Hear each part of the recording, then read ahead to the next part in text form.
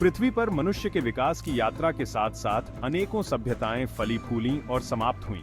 मगर आधुनिक विज्ञान की जड़ों को अगर खोजा जाए तो वो यूरोप में 16वीं सदी के पुनर्जागरण काल में मिलती है। हालांकि उससे पहले भी विभिन्न विषयों के कई विचारक भिन्न भिन्न सभ्यताओं में रह चुके थे, जिनके विचार और ज्ञान कहीं न कहीं यूरोप के तत्कालीन चिंतकों तक भी पहुंचे होंगे। यूरोप में ये वो समय था जब अंधविश्वास के खिलाफ एक वैचारिक क्रांति चल रही थी।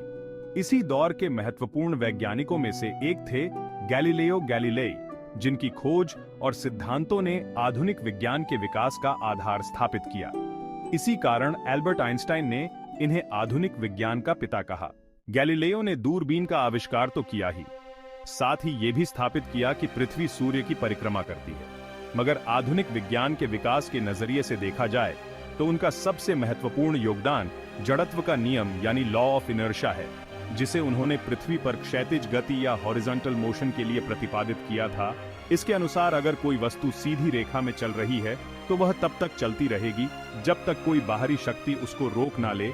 ये बाहरी शक्ति कुछ भी हो सकती है, जैसे जमीन के द्वारा उत्पन्न होने वाला घर्षण यानी फ्रिक्शन, किसी दूसरी वस्तु से टकराना या कुछ और। ये सिद्धांत महत्वपूर्ण इसलिए है क्योंकि ये विज्ञान के इस दर्शन को आधार प्रदान करता है कि प्रकृति में किसी भी तरह का परिवर्तन करने के लिए कोई ना कोई कारण अर्थात बल जरूर होता है।